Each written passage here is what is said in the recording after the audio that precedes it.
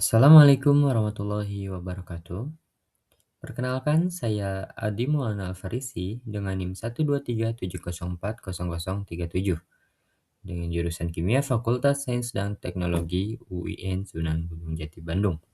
Pada kesempatan ini, saya akan mempresentasikan ataupun menjelaskan hasil penelitian ataupun mini project proposal dengan tema adsorben green material yang saya bawa dengan judul Rancangan Adsorben Green Material berbasis limbah kulit telur terrekalsinasi untuk remediasi air terkontaminasi ibuprofen. Nah, baik, mari kita mulai dari latar belakang. Pada latar belakang, pencemaran air oleh senyawa farmasi saat ini menjadi perhatian global. Salah satu senyawa farmasi yang paling mengkhawatirkan adalah ibuprofen. Ibuprofen adalah obat anti-inflamasi non-steroid yang paling banyak dikonsumsi di dunia. Berdasarkan data pada tahun 2024, pasar ibuprofen global bernilai sekitar 3,1 miliar USD dan diperkirakan akan terus meningkat. Yang menjadi masalah, ibuprofen termasuk dalam kelompok emerging kontaminan, yaitu polutan baru yang belum sepenuhnya diatur dalam regulasi lingkungan, di mana senyawa ini bersifat persisten, yang artinya sulit terurai di alam dan toksik terhadap organisme akuatik. Adapun penelitian pada tahun 2024 menunjukkan bahwa ibuprofen memiliki nilai risk weighted sebesar 1,0298 pada DAPNIT, yang mengindikasikan potensi toksisitas tinggi terhadap lingkungan perairan. Nah, di sisi lain pun, Indonesia sebagai negara agraris menghasilkan limbah pertanian dan peternakan yang melimpah. Salah satunya adalah limbah kulit telur. Berdasarkan data Badan Pusat Statistik tahun 2025, produksi telur ayam Indonesia mencapai lebih dari 6,5 juta ton per tahun. Dengan kulit telur menyumbang sekitar 9 hingga 11% dari total berat telur. Maka, limbah kulit telur yang dihasilkan sangatlah besar dan berpotensi menimbulkan masalah lingkungan jika tidak dikelola dengan baik. Namun, dari kurangnya pengelolaan terhadap kulit telur tersebut, ternyata kulit telur memiliki kandungan yang sangat berharga. Kulit telur mengandung sekitar 95% kalsium karbonat atau CaCO3, yang dimana senyawa ini dapat diubah menjadi kalsium oksida atau CaO melalui proses pemanasan suhu tinggi yang disebut kalsinasi. Dan CaO inilah yang memiliki kemampuan untuk mengikat polutan melalui mekanisme adsorpsi. Adapun penelitian terkini oleh San dan rekan-rekannya pada tahun 2024 membuktikan bahwa CaO dari limbah kulit telur mampu menyisihkan ibuprofen hingga 93,72% pada kondisi optimum. Inilah yang mendasari mengapa mini project proposal ini dibuat untuk mengembangkan penelitian tentang pemanfaatan limbah kulit telur sebagai adsorben green material. Dari latar belakang yang telah saya jelaskan, ada 5 pertanyaan utama yang tentunya menjadi rumusan masalah dan tentu akan dijawab dalam mini project ini.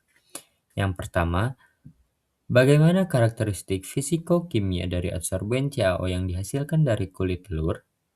Karakteristik yang dimaksud meliputi dari gugus fungsi, morfologi permukaan, luas permukaan spesifik, dan struktur kristalnya. Yang kedua, bagaimana pengaruh variasi kondisi operasi terhadap efisiensi adsorpsi? Kondisi operasi yang dimaksud meliputi pH larutan, waktu kontak, dosis adsorben, dan juga konsentrasi awal ibuprofen. Yang ketiga, berapa kapasitas absorpsi maksimum dari adsorben ini berdasarkan model Isoton-Langmuir, Friedrich, dan juga Temkin. Dan yang keempat, model kinetika apa yang paling sesuai untuk menggambarkan mekanisme adsorpsi yang terjadi, apakah PCOD order pertama ataupun PCOD order kedua. Dan yang terakhir itu, bagaimana mekanisme adsorpsi ibuprofen pada permukaan adsorben CaO. Nah, tujuan dari penelitian ini secara umum ialah merancang dan menguji kinerja adsorben green material berbasis limbah kulit telur terrekalsinasi sebagai solusi ramah lingkungan untuk remediasi air yang terkontaminasi ibuprofen. Secara lebih spesifik, ada 5 tujuan yang Di antaranya yaitu mensintesis adsorben CaO dari limbah kulit telur melalui proses kalsinasi pada suhu 900 derajat Celcius selama 4 jam. Yang kedua, mengkarakterisasi adsorben yang dihasilkan menggunakan 4 metode analisis, FTIR untuk gugus fungsi, SEM untuk morfologi permukaan, BET untuk luas permukaan spesifik, dan XRD untuk struktur kristal. Kemudian yang ketiga, menguji kinerja adsorben melalui percobaan batch dengan memvariasikan pH, waktu kontak, dosis adsorben, dan konsentrasi awal. Keempat, menganalisis data adsorpsi menggunakan model kinetika pseudo orde pertama dan kedua, serta model isoterm Langmuir, Friedrich, dan Temkin. Dan kelima, mengusulkan mekanisme adsorpsi ibuprofen pada permukaan adsorben CaO. Nah, melalui latar belakang, rumusan masalah, dan tujuan, secara singkat, sebelum ke metodologi, ada konsep dasar yang menjadi landasan penelitian ini. Yang pertama tentu tentang ibuprofen. Ibuprofen ini merupakan tadi obat antiinflamasi dengan rumus kimia C13H18O2 yang dimana senyawa ini memiliki nilai pKa sebesar 4,91. Artinya pH di bawah 4,91, ibuprofen berada dalam bentuk netral. Sedangkan pada pH di atas 4,91, ia terionisasi menjadi anionik. Sifat inilah yang mempengaruhi mekanisme absorpsinya. Kedua, tentang kulit telur. Kulit telur mengandung sekitar 95,1% garam-garam organik dengan komposisi utama 98,5% kalsium karbonat.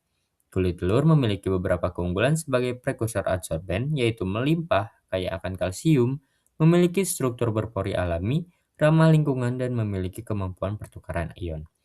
Ketiga, tentang kalsinasi. Kalsinasi ialah proses pemanasan pada suhu 800 hingga 900 derajat Celcius yang mengubah CaCO3 menjadi CaO melalui reaksi pelepasan CO2. Tentunya proses ini meningkatkan reaktivitas permukaan adsorben secara signifikan. Yang keempat, tentang mekanisme adsorpsi. Adsorpsi ibuprofen pada CaO terjadi melalui tiga mekanisme utama, interaksi elektrostatik pada pH tinggi, ikatan hidrogen antara gugus hidroksil dan karboksil, serta pertukaran ion antara Ca2+ dan ibuprofen. Dan yang kelima, tentang model kinetika dan isotom. Untuk menganalisis data adsorpsi, di sini kita akan menggunakan model kinetika pseudo order pertama dan kedua, serta model isoterm Langmuir, Friedrich, dan Temkin. Penelitian dari Zhang et al. Dari tahun 2024 menunjukkan bahwa model Langmuir memberikan kesesuaian terbaik untuk absorpsi ibuprofen pada CaO. Nah, lanjut kita pada metodologi. Tahap pertama yang akan dilakukan tentu yaitu sintesis adsorben.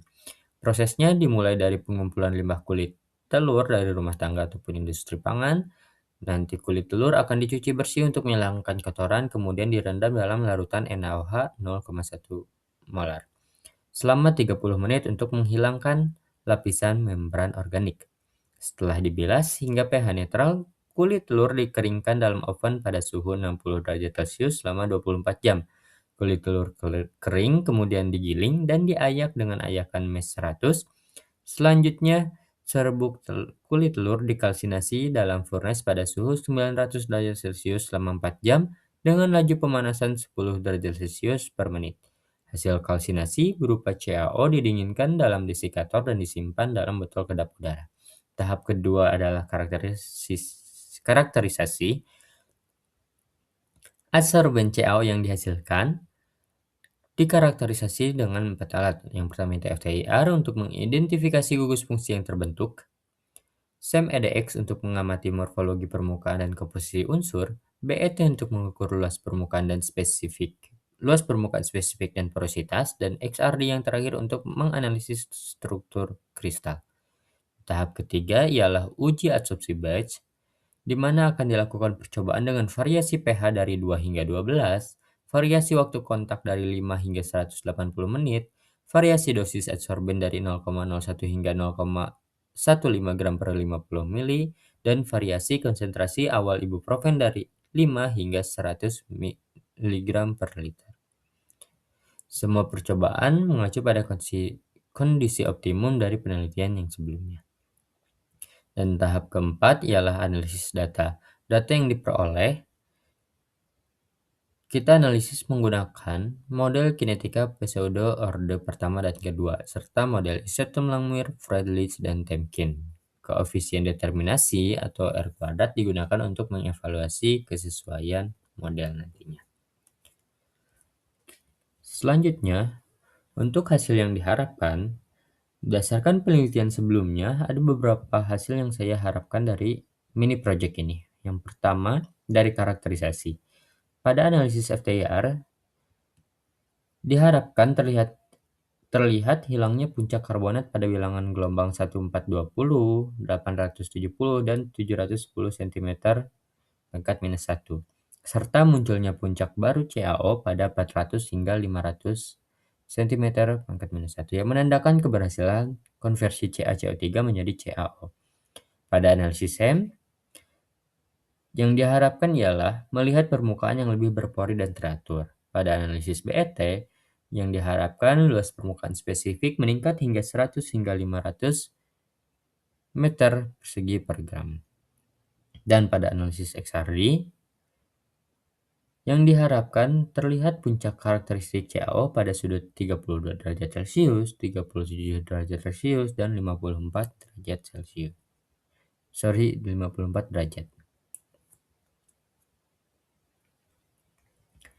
Yang kedua, dari uji adsorpsi, saya berharap mendapatkan kondisi optimum pada pH 10, waktu kontak 60 menit, dan dosis 0,04 gram per 50 ml. Ini sesuai dengan kondisi ataupun penelitian yang dilakukan pada sebelumnya. Dan yang ketiga, dari model kinetika dan isotom, saya berharap model pseudo orde kedua memberikan kesesuaian yang lebih baik yang mengindikasikan bahwa mekanisme adsorpsi didominasi oleh kemisepsi. Dan juga model Langmuir memberikan kesesuaian terbaik dengan R kuadrat di atas 0,95 yang mengindikasikan adsorpsi terjadi pada permukaan homogen dengan pembentukan lapisan tunggal atau monolayer.